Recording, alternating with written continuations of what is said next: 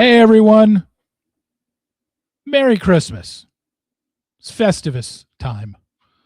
We have this ridiculous hat that Dave Neal bought me. Dave Neal actually has me on his podcast today if you want to go check it out on his YouTube channel. I'm wearing the same shirt and same hat because we recorded a few hours ago. And I was like, you know what? I'm going to record my weekly podcast in the same outfit. This hat is huge. This thing is like, it's got a wire hanger in it, and it just goes up another foot. So I had to bend it so it could fit in the whole picture. Anyway, thanks for joining. I am recording this on Tuesday. Patreon subscribers, you'll get it Wednesday afternoon. Actually, possibly even Tuesday night or Wednesday morning. I don't know when I'm putting it up on Patreon, but you'll get it before it goes public, which will be Wednesday mid-afternoon, evening for everyone else on my YouTube channel. I'm going to answer your reader emails, but we're going to get to the most important thing first, and it's the thing that I referenced in Tuesday's podcast, which is one of the things from one of Taylor Frankie Paul's guys. And this has been out there.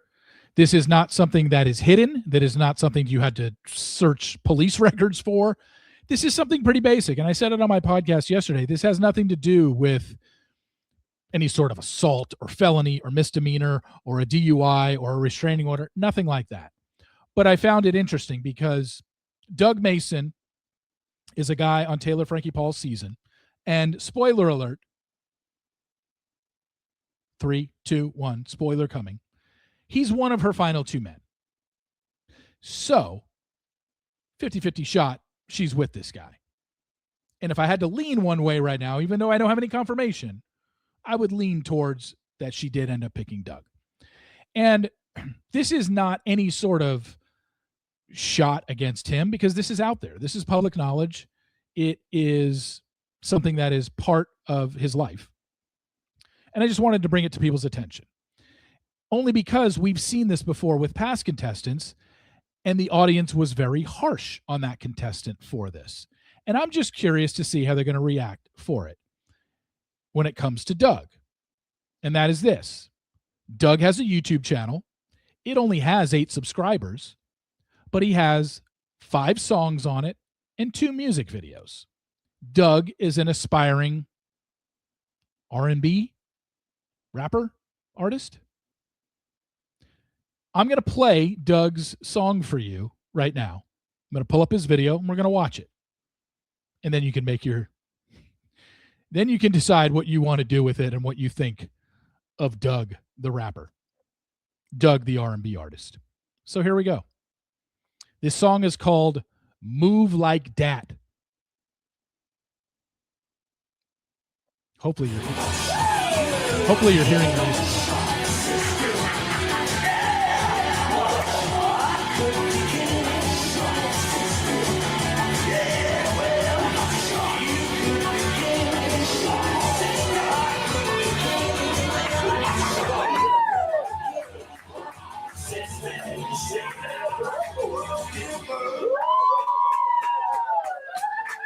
He just threw in a video of him as a kid. Toned Bone is his YouTube channel, and that's also _Toned Bone is his Instagram account, in case you didn't know. Doug Mason, one of Taylor Frankie Paul's final two men, singing Move Like Dat. Ooh, that sounds crispy. This might be the best part of the video, that breakfast. I'm hungry. Some eggs and bacon? I'm with you, Doug. Show me how you move like that. Show me how you move like that. Show me how you move like that. Can you show me how you move like that. If you give it to me, you know that I give it right back. Show me how you move like that, like that, like that.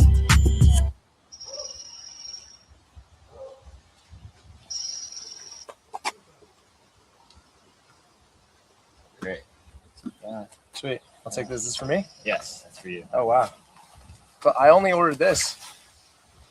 Is this from you? It's just an honor to to deliver to you, Mr. Bond. I know you came to play. That what? don't mean we plan to stay. It's just feeling like it's one of That's a those smash ball game days. on the beach. One of those days. Might be out here all night though. Spin around, spinning like a cycle. Body on tightrope. Grab my hand. Do you want to find out what I think life is all about? Living so free. What you want to know about me? This isn't auto-tuned, is it? Don't know what life's gonna lead. Hit the floor inside to see. I'll be up and she nice to me. We can do it any day of the week. One time, tonight. Can you We do could this do it for any me? day of the week. Show me how you move like that. Like that. Like that. Show me how you move like that. Like that. Can you show me how you move like that? If you give it to me, you know that I give it right back. Show me how you move like that. Like that. Like that. Sipping on tequila, feeling right. Somebody in the club with the lights. Swimming in the sea and caught a vibe. Say she never done before, you wanna try. It's the best though, on the west coast. Cause we pop out doing more and never less though. I'll be stressed out, life's a mess, ho. So we put it on the floor, forget the rest though. Let's just do our thing, you know the kind of stare. This video I is... never really gave a care. Cause you know I'm the only It's like he just had a bunch of videos on his phone of hanging out with his friends, and he just mashed it all together with the edit button. You know she do it, falling out like a Saturday schooling. You know she do it, you know I It's the most do professionally it. done You know video. she teach me like the day I'm a student. Show me how you move like that. Show me how you move like that. Like that. Can you show me how you move like that? If you give it to me, you know that I give it right back. Show me how you move like that. Like that. Like that. Like that. Ooh, slowing it down for the ladies. Smooth Just like synthesizer. that. Smooth auto-tune. Just like that. Oh. Hey, Video is so random. Hey, here are my friends in the back of my truck. She's painting her toenails.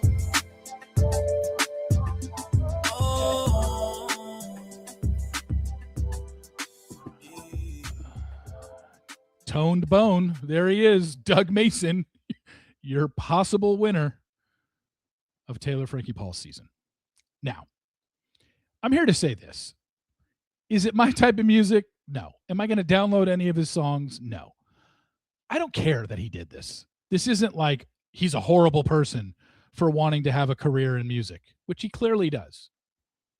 And not because I found his YouTube channel. It's because I've also been told he wants to be an R&B artist. He wants to put out more music, which is fine. The only reason I'm bringing this to people's attention is because Grant Ellis did the same exact thing, and everyone in America seemed to hate him for it and was mad at him and said, you aren't there for the right reasons. You just want to promote your music career. I'm telling you right now, Doug Mason wants to be an R&B artist, which is perfectly fine. For me, though, what I'm looking for is, I know how hypocritical this fan base can be. And I know how harshly they treated Grant Ellis because he put out one song during his season called Party Girls. Doug Mason, Toned Bone on Instagram, _Toned Bone on Instagram, has a YouTube channel. He's got 5 singles on there where you just hear the music. And he's got 2 videos, this one and then another video. All I'm saying is I'm just curious to see if people have the same energy for Doug Mason, this negative energy of this guy sucks. Why is he releasing music? He should only be concentrating on Taylor Frankie Paul. This isn't any good. He's promoting his music. He's only going on the show to get more people out there listening to his music. Whatever. I don't care that he's doing music. What I care about is the response to this, because I saw how hated Grant Ellis was because he put out a song. That's all. I don't care. I'm not going to download this. I'm not going to listen to these songs. Yeah. Did I watch that video probably 5 times before I played it for you today? Yes, I did. But I only did that because I wanted to actually have it out there for everybody and just have an idea of what I was getting into when I was watching this video. So anyway, just thought I'd throw that out there and let you know there is a guy on this season, a guy possibly who Taylor Frankie Paul is engaged to right now. Very possible. I don't know for sure. Haven't gotten it confirmed.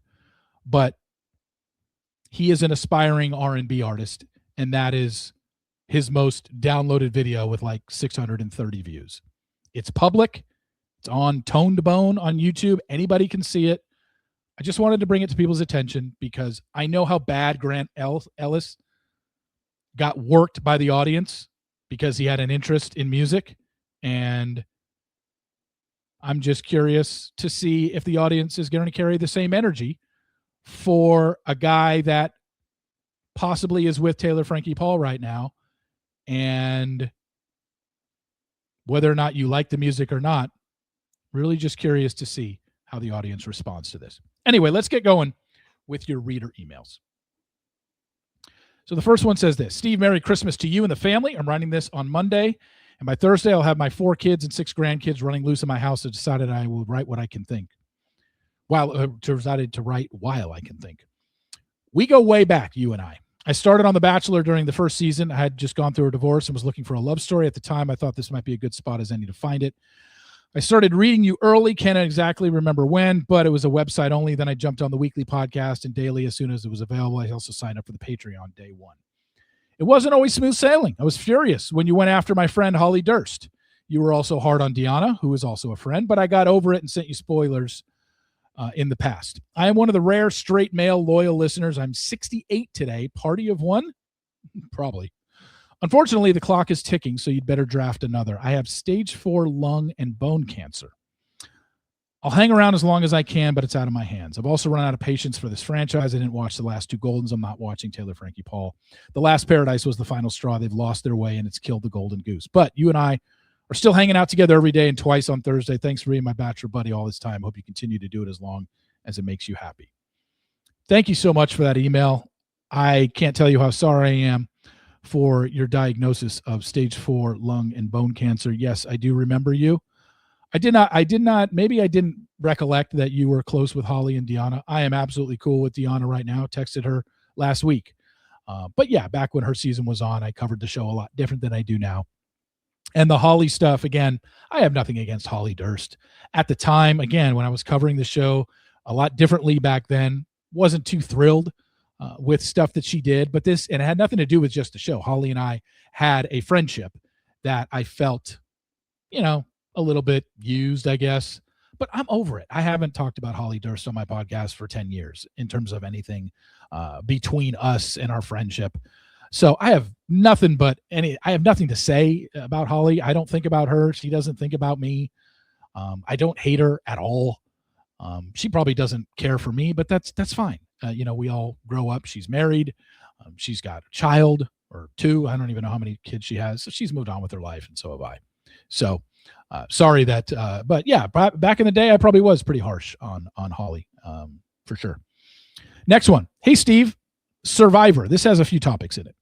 I have not read any of the post-finale articles, but when I saw Savannah smoke, pun intended, Rizdog, I suspected that she trained on fire building at home, but wanted to come off as unable to avoid being sent home before the fire making as a threat to win that. She pushed to eliminate Christina due to her ability. Sage seemed to think her military background was going to be this big reveal at the final tribal, but nothing burger. I'm not convinced that Savannah knew how to make fire, but played it down.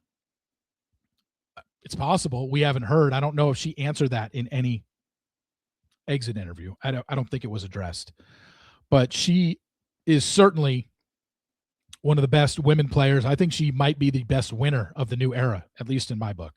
I thought she was a dynamo on this show, and I can't wait to see what she does on 50. I hope her and Rizgod can make it to the merge, and we can see them kind of navigate with maybe some other new era players. I don't know.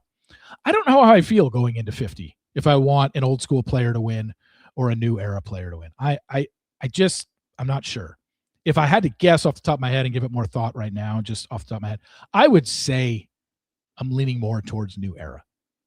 just because I feel like there are some people, old school players, that we've seen enough of. They've gotten to play enough times, but we'll see.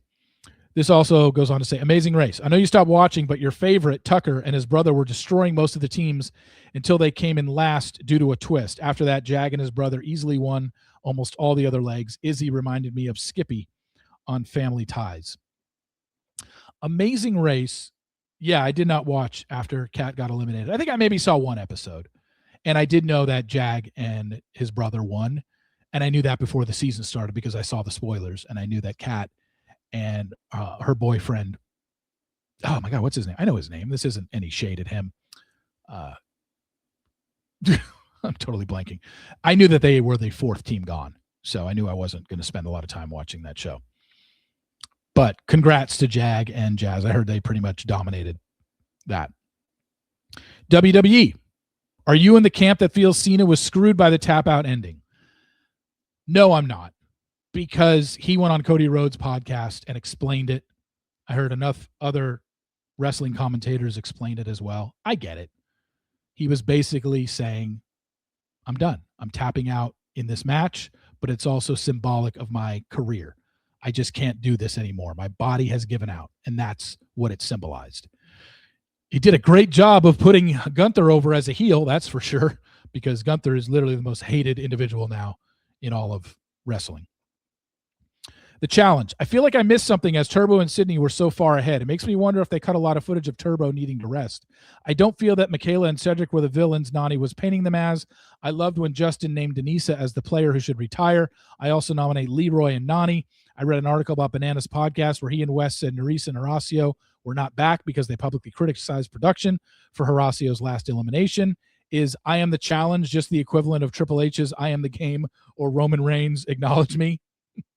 A lot there, but yeah, Bananas did say that on the podcast that Horacio and Nerissa have not been asked back because of the way they criticized production on Horacio's last elimination when he was eliminated in that in that arena against, oh gosh, I'm blanking on who it was against. I want to say Derek.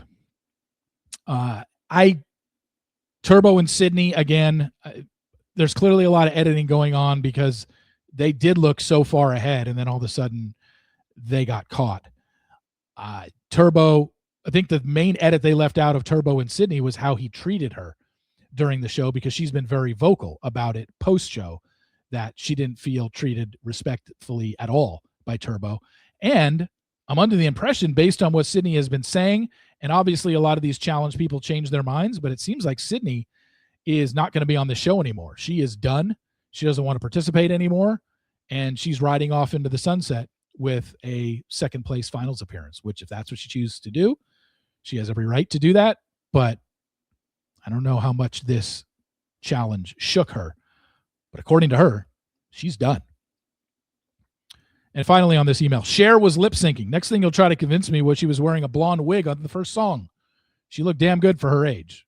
One, yes, she did. And number two, like I said, I feel like so many people do sing over a singing track, and then at times they lip sync on Saturday Night Live. I know that's why they call it Saturday Night Live. They don't want that, but Cher clearly did lip sync this past Saturday night. And there's just this giant uproar. It's like, I don't know what to tell you. She isn't the first, and she certainly won't be the last. Next email.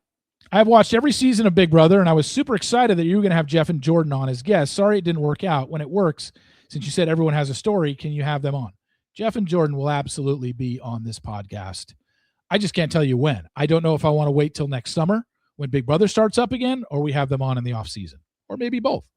I'm not sure, but they absolutely will be on. We are part of the Media Group, so they are part of the podcast family that I'm part of. No problem to get them on. Here's another one about Cher lip syncing. Hey, so I had a question about Cher lip syncing on SNL. I haven't seen it yet, but I completely believe you. That being said, I thought SNL's big thing was that the performers were performing live, no ifs, ands, or buts. Remember in the early 2000s when Ashley Simpson was the musical guest and she was so sick, So they had her vocals recorded and the tape skipped or missed a cue or something, and it basically got her career canceled. They rushed her off stage. She has spoken about how embarrassing and traumatizing it was, and she had to make a statement publicly about why she was going to lip sync, etc. I wonder if SNL has just loosened their rules in recent years so they can get big name artists that are just not great singers. I don't know the exact answer to that, but yes, you are right. It's exactly why Ashley Simpson had to do what she did, and she did. Well, she didn't even lip sync. The song started playing, and her voice track that she had pre-recorded started playing, and she hadn't had the mic up to her mouth yet. So she was basically going to lip sync, and they cut it within 10 or 15 seconds and went to commercial. But I don't know. I just know that especially ones that have danced, Britney lip synced when she was on SNL way back in the day because she was putting on a whole dance routine, and yet she wasn't heavy of breath at all when she sang.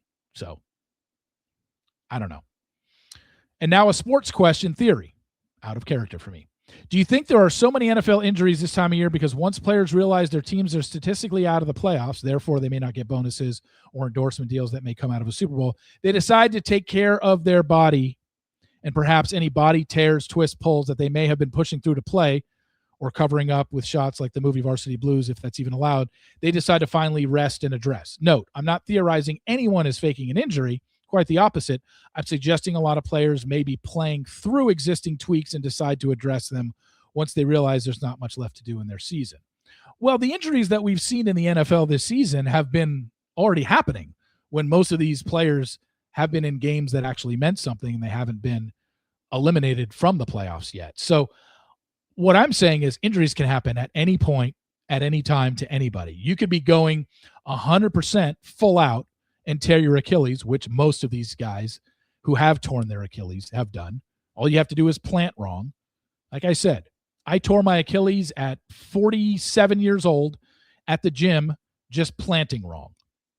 Something basic. It wasn't anything strenuous. I just planted my foot as I'm doing mountain climbers, and it tore. NBA players, same thing. They plant and they tear it. And those NBA players are in 100 times better shape than I am and 20 years younger than me, and they're tearing Achilles. I don't know what the prevention is. I'm not a doctor. It seems like you cannot prevent an Achilles tear from happening. You can strengthen your calves as much as you want, strengthen your legs, stretch out your Achilles as much as you want before every game that you play. But apparently, if you plant wrong, it can tear at any moment. So I don't know what the answer is. And finally, lastly, if you had to guess, do you think after Bachelorette there will be a Bachelor season, or do you think they'll pull some crap like going straight to Bachelor in Paradise or Golden? Again, we won't know until we know, but I have heard rumblings that they are looking to cast women for the next Bachelor. Now, who that next Bachelor is going to be, we don't know. Is it going to be one of Taylor Frankie Paul's men? Is it going to be an influencer, somebody from the outside? We don't know until we know. But I have heard women are being interviewed right now. Hey, Steve, my favorite podcaster. Keep doing great things. Few questions. Did you watch the Challenge reunion? If so, what are your thoughts? How do you think the franchise is doing? I heard they are moving to flagship show to streaming, which I think would have a bigger reach. Have you ever reached out to a challenger for an interview? We have had Laurel on in the past. I believe I had Bananas on years ago. I have had Jemmy on a long time ago. Can't remember. It's been a while since I've had a challenge competitor on. So maybe I'll reach out and have somebody else on. I have heard that they're moving to streaming, or they're thinking about it, because MTV got rid of Ridiculousness. So I don't even know what MTV is airing anymore. And sure, it would get a much larger reach, but I also think just being on MTV is pretty key for them. The thing that sucks for them is when it was on MTV, it wasn't on streaming until like later on. Like the episode aired on whenever it did, Wednesday nights, and then it never went to streaming until the whole season was over, I believe.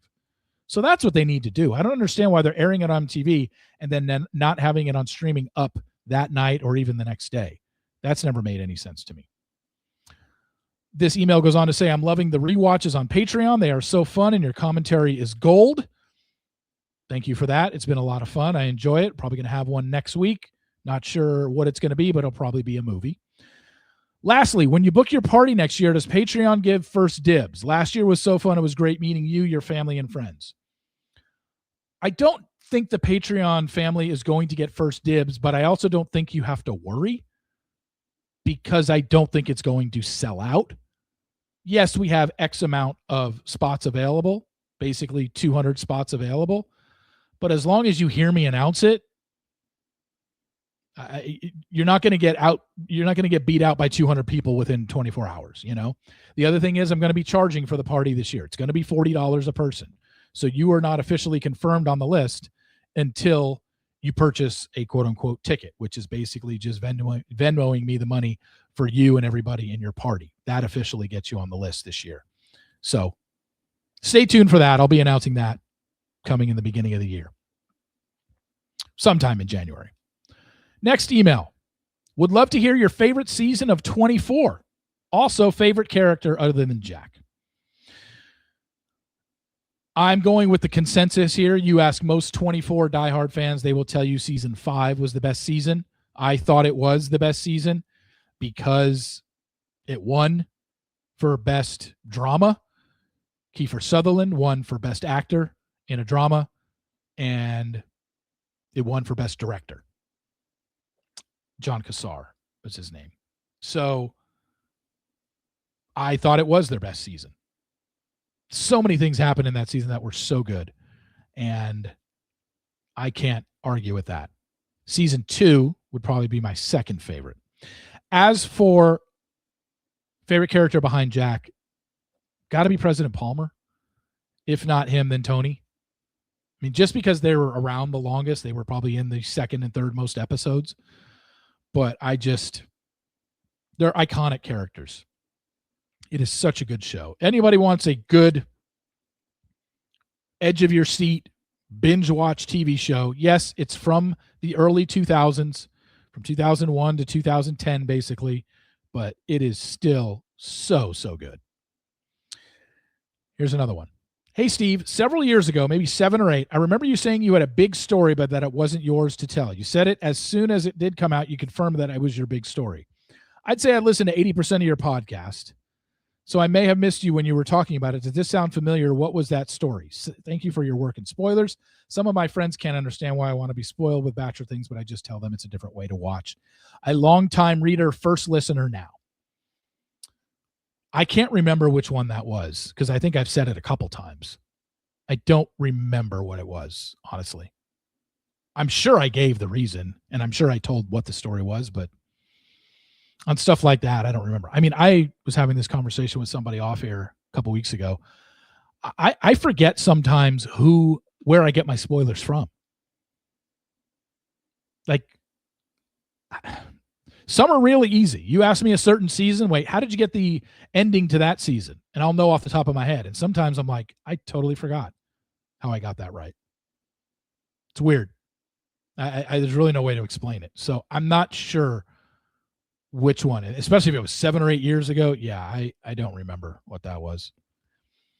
Hey, Steve, I know you cover the Traitors, but I was wondering if you have watched any of the international seasons. I have watched every English-speaking season on Peacock, and I love the international ones much more than the American version because the contestants are regular people, not reality stars. But I will say that the Celebrity UK version was great as well. Just wanted to know your thoughts.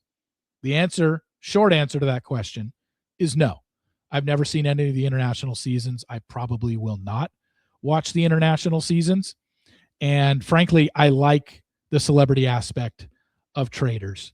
The first season where they did half and half, I thought was the worst season of Traitors. That's just my personal opinion, though. However, I do think maybe they can get bigger names. I feel like we're seeing a lot of contestants on the Traitors that have been on 2, 3, 4 reality shows. I just want somebody new. I want somebody different. That would be how I would improve the casting for Traitors, the US version. Next email. Hey, Steve, I wanted to send a heartfelt thank you, especially during this reflective time of year. It's been a tough year for me, and I know for many of your listeners as well. Your podcast has been a constant, a place to escape from real life when it's needed most. Your soothing, friendly voice and quirky, fun topics are such a comfort, and your fans truly look forward to listening every day. I was lucky enough to attend your party, and everyone I met, talked to, it felt exactly the same way. I really hope I get the chance to go again in the future. Your playlist was absolutely the best, and you truly know how to throw an epic party.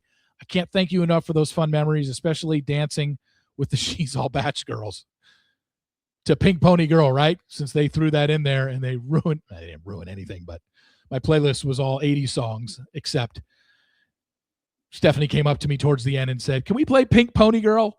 I'm like, "Sure, go ahead." It was like hour 4 of the party, so I didn't care at that point. Cheers to you. You make a real difference for all your listeners. We love you and appreciate you so much. Thank you so much. That means a hell of a lot to me. I'm glad you enjoyed the party. Hopefully you can go to a future one. And, I've said this numerous times and I'll say it again. When I record my podcast at night, it's just me talking into a microphone for the most part. And I'm not asking for feedback, but for the most part, I don't get a ton of feedback on my podcast other than seeing the downloads. So I know people are listening. And it's just weird sometimes to think when I'm sitting there in this room by myself every night recording a podcast that people I know are listening, but they're actually like comprehending and listening and caring about what I have to say about anything. It's just a really weird dynamic. I don't even know if it's just very hard to explain. I'm glad that people do. I'm glad you listen. I hope I can provide entertainment because that's all I'm really trying to do. And especially in this day and age, I know things are tough for people. I know the political climate isn't great in this world, and there's a lot of infighting. And no matter what side you're on, I just, I don't want to sound here and simply like, "Hey, kumbaya, everybody hold hands." But it just gets to a point, social media wise, where it just gets to be way too much. And I just think people need to really kind of take a step back and not be so attacking of other people. Especially if you see a video online, whether it's on Facebook or Instagram, and you totally 1000% disagree with it and it makes your blood boil. Trust me, I watch videos all the time on Instagram and Twitter that absolutely make my blood boil. And I just do this. Next story. Just scroll. You don't have to get in a discussion with a stranger on the internet about something you disagree with. You know why? Because nothing you say will ever convince that person to come to your side. And nothing they say will ever convince you to go to their side. It's pointless. Don't argue with people who you wouldn't even have a conversation with if you saw them in real life. It's a waste of your time. It's a waste of breath. It's negative energy. You don't need that in your life. Any story that you see that you 100% disagree with, don't comment on. Just scroll past it. Trust me, it'll make your day a hell of a lot better. Not sure if you can answer this one, Steve, because it might be personal. Okay. But we will take a look at it. Wondering why you haven't had Cheryl Burke on the pod lately. I know she used to be a regular, and it seemed like perfect timing with her back on Dance with the Stars this season and your coverage of that show. Just curious if you can share the reason she hasn't come back on your show. Well, she wasn't back on Dancing with the Stars this season, and she stopped her podcast this season on Dancing with the Stars. Oh, you mean with the judging thing? Sorry, totally blanked on that. Yeah, that's fine to ask that question. There's no answer to it. I just didn't reach out. For the last 2 years, I knew that Cheryl had a podcast covering Dancing with the Stars, and I would reach out to her PR person to set it up, and she wanted to do it at the beginning of every Dance with the Stars season. I don't know, maybe because I saw that she stopped her podcast, that she wouldn't be interested in going on another podcast talking about Dancing with the Stars. But there's no hard feelings there whatsoever. I just didn't reach out. That's why she hasn't been on the podcast. Maybe I should. Maybe as we get towards next season, or maybe when she has a new project that she announces coming out, I'll reach out to her PR person. But I'll tell you right now, as long as Cheryl wants to do it, she'll absolutely be on a podcast in the future. I just didn't reach out this past season to her PR person. Hey, Steve, how are you? Hope all is well. When is your Vegas party for 2026? I'm excited to book another vacation to Vegas. We had a blast at your 50th. Merry Christmas to you and your family. Merry Christmas to you, right back at you. I don't know the exact date yet. Tentatively, looking like January 6th, Saturday, January 6th. But I don't want anybody to book anything just yet because that is not locked in. When I make the official announcement, I'll have a video on my Instagram feed. I'll put it on my Twitter feed. It'll be part of the Patreon. It'll be on my YouTube channel. When I make it official, you'll know the exact date. That is the tentative date right now. But again, you can take a chance and book that if you want, but just know it could change. I don't want it to change, but it's kind of out of my hands. It's a little bit of a long story I'm not going to get into. That's the date I want. That's what I'm hoping for, but it's not officially confirmed yet. I hope to confirm the date sometime in January. Next one. Hey, Steve, does Hulu release viewer numbers for shows like The Bachelor? If so, I would like to know the combined audience, including ABC viewers. So could you compare to Netflix viewers for Love Island, etc.? I record the live ABC show, but I typically watch it on Hulu the next day at lunch. I don't believe so. Because there is the overnight numbers and then Hulu +3 and Hulu +7, which is watching it within 3 days, watching it within 7 days. It's very hard to break down exactly how many people watch this show. The second part of this email says, I know you'll never reveal your sources, but do you know of any crew members that have ever been fired or sued for giving info to you or anyone else? Not that I know of, no. The third part of this email, early pick for Survivor 50. Okay. Hold on, I'm looking at a text that I got here.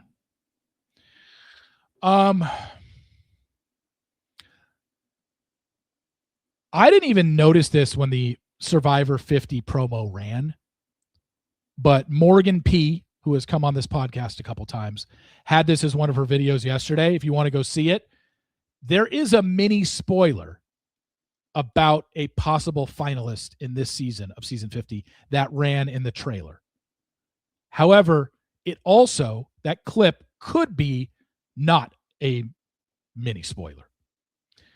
So I don't want to get into it. If you are interested in finding out who could possibly have gotten very far in Survivor this season, go to Morgan P. Talks on Instagram and watch her video on Survivor. But I don't want to get into it here for people that don't want to know. I saw that and I'm like, yeah, that could mean that person went far. It also could mean they didn't. We shall see how it plays out. And, this other email ended with, make sure to remind everyone that CBS will be running vintage episodes for 2 weeks leading up to it. I guess they'll be highlighting players. Newer viewers won't know. Yeah, CBS is running, I believe, 10 episodes before the February 25th premiere. All episodes from the past focusing on, I would guess, more of the old school players. The 12 old school players is my guess. Just because why would they rerun a vintage episode from someone from the new era? They don't need to really remind us of those people. Hey, Steve. Hey, Steve. I know in the past you sent wedding presents to leads who actually married their final pick. Is this something you still do? If so, did you send a gift to Zach and Katie? No, it's not something I do anymore because I've changed the way I've covered the show. It was me being a smartass back in the day. I'll be the first to admit it. It was just me being a smartass, being like, you're not going to get married, and if you do, I'll even buy you a gift. Now, it's not like I'm sitting here rooting for them, but I'm not rooting against them. And I think in the past I probably was to an extent because I just, I still think the show is silly and the concept is utterly ridiculous. But to me, I guess I cheer more for the couples. I'm not invested in them and I'm not going to shed a tear if they do break up.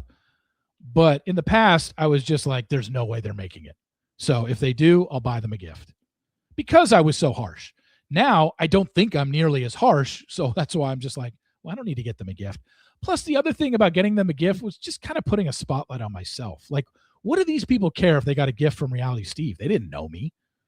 They were all appreciative, and every single one that I did send a wedding gift to actually sent me a handwritten card in return. But they didn't need to do that. And I just look back on it now, and I'm just like, Steve, you're such an idiot for doing that. I get bothered by my previous coverage of the show. I really do. But I think it went to the times that we were in, what I was trying to be as a website back then, what I was looking for. And yeah, it's why I've changed what I did. Hey, Steve, happy holidays to you. Hope you have a lovely time with your family. Just wondering, are you watching the new Vanderpump Rules? I'm struggle bussing to be interested in it just a few episodes in. This past summer, fall, I binge watched the original series and actually found it good, minus Jax's bad behavior throughout. So I feel this group is just a bit overdone, like they're trying to match the old group's shoes. I'll keep watching for now, but I'm not sure if I'll stay with it. I'd love to know your thoughts if you're watching. Also, just wondering, you're able to give us any details on the 2026 Fan Appreciation Party. Thank you for being a wonderful moment of goodness in this dumpster fire of a year. You're the first podcast I listened to at 6 a.m. Pacific. You're the first Patreon subscription I bought, so that's exciting. Love your old-timey show rewatches. Thank you. I appreciate that. Again, the party, I'll have more info in January 2026. I have, how many episodes of the new Vanderpump Rules season have there been? 3? I have them recorded. I have not watched them. And if I get into 6 or 7 in there and haven't watched, man, there's probably a chance I'm not going to watch them. I don't know. Maybe I will. I'll get around to it. But I'm not hearing all this, oh, you got to tune into it stuff, so maybe. I don't know. I wanted to, and now I'm thinking, you know what? I might not even get around to it. Only got 3 left here. Hey, Steve, with Survivor Season 50 starting soon, with so many great players returning, could you please try and get Stephen Fish back on your podcast before and or during the season? There are so many players to talk about. I would love to hear his prediction on who he thinks will go far and his commentary on how they're doing during the season. Hearing from other former Survivor players would be amazing also. I can't wait for next season. You're not the first person to say that to me, that you would like to have Steven on like a mid-season or like right at the merge episode and then in the finale. I'm certainly not against that because I think he's excellent. But maybe I should talk more Survivor with a past contestant during the season versus just having Steven on at the end. We're always going to have Steven on at the end. Maybe I should have someone on mid-season. Maybe not necessarily Steven, but somebody to talk Survivor during the season. Hey, Steve, I know you were born and raised in California and have been in Dallas area for a while, and as is your dad and your sister. I'm curious how you all ended up there. Have you ever considered moving anywhere else? We moved to Dallas, or the Frisco area, actually Plano, after I graduated high school. In 1993, my parents moved to Plano. In September of 1993, I started college at SMU in Dallas. Then my parents officially moved into their house, I believe, November of 93. And then my parents ended up getting divorced in 96 when I was a junior in college, but I was back in California. They got divorced during my junior year of college. My mom stayed out here another couple of years. Then she moved back to California in 1998. And then she moved back to Texas in the year after my sister did. And my sister moved in 2016. Yeah, she's been here 9 years. And then my dad has been here ever since 1993. So that's how we all ended up here. Dad and mom came out in 93. Mom left in 98. Sister moved here in 2016. Mom moved back here in 2017. And I moved back here in July of 2006. So next summer will be 20 years I've been in Frisco. That is unbelievable to me that I've been here 20 years. I moved to Southern California when I was 3, and I was there till I was 31. So Southern California, 28 years, Texas, 20 years. Absolutely bizarre to think about that. Steve, here are some podcast questions. Last one. Do you think Travis will retire after this season? Do you really think him and Taylor will marry in the next year? It's a great question about retirement. I think the Patrick Mahomes injury is going to play a major role in whether Travis comes back. Because I immediately thought, well, if Mahomes is going to miss the first month of next season, probably lends to Travis retiring. But then I thought, does Travis Kelce really want to go out on such a sour note where he's basically irrelevant? He had 1 catch for 6 yards against the Tennessee Titans. Granted, I know they have a backup and a third stringer that played, but that is kind of, they're going to probably lose their last 2 games as well. Does Travis want to go out this way? I don't know. I think a lot is going to be determined by how quickly Mahomes gets back. I think if Patrick Mahomes is going to be, if he can somehow rehab and be ready to go by game 1 of next season, I think that'll play a role in whether Travis comes back. But if you tell me right now he's going to hang it up and he's going to retire this offseason, I can't say I'd be surprised either. Maybe he says he's retired and then KC gets off to a 6-2 start and Travis comes back for the second half of the 2026-27 season. I could totally see that as well. We've seen that happen in the past with other players. So that's the way I look at it. My answer is I don't know. Nothing would surprise me, though. Do you think the next Bachelor will be a celebrity or a person with a large social media presence? Will this be a new trend in casting after Taylor? I assume her season will do well in the ratings. You know, I talk about this on Dave Neal's podcast today that you can go check out on his YouTube channel. And I know this is not the answer you're looking for, but the answer is I don't know until, we don't know until we know. I have no idea where the franchise is leaning in terms of their leads. Is this going to be a one-off where they just said, hey, let's do some stunt casting with Taylor Frankie Paul, but then we're going to get back to our bread and butter, which is casting someone who got to top 4, top 5 of the previous season and then go from there? Or is our next Bachelor going to be somebody who is like a D-list celebrity, C-list celebrity, or famous on TikTok or famous on Instagram, so they already have a giant built-in audience versus a smaller built-in audience of a previously eliminated contestant? We won't know until we know, unfortunately. And I've been a listener and reader since the start. P.S. Do you remember when Molly and Jason had a podcast before podcasts were a thing? Yes, I do. If I'm not mistaken, Jason and Molly, they were a podcast, like a nice round number. They weren't podcast number 100 for me, but I think they were podcast number 200. It was either 200 or 300, but I think it was 200 because it was a while ago. And it was during their time when they were podcasting. And yeah, I remember they were one of the first. I certainly think they were one of the first contestants / couples from the show that had a podcast. I'm almost positive. And they did it through the radio station that Molly was working at the time. But yeah, very, very, I do remember that. I listened to a few episodes, and when I had them on for, I believe, episode number 200, they were in the middle of that, and they were really enjoying it. So, and they're still going strong today, not on their podcast, but still going strong, obviously, in their marriage, and they're both realtors now in Seattle. That does it for the emails. Thank you, everybody, for watching, listening. Again, you're getting this Patreon channel. You guys get first access. Probably this is coming out either Tuesday night or Wednesday after mid-afternoon. And then it'll be up Wednesday night for everybody on my YouTube channel and on your Apple Podcast feed or Spotify, wherever you listen to your podcast. So again, thank you, everybody, for listening. I really appreciate it. And hope everybody has a happy holiday. If you celebrate Christmas, Merry Christmas to everybody. Thank you to everybody who has listened and contributed throughout this whole year.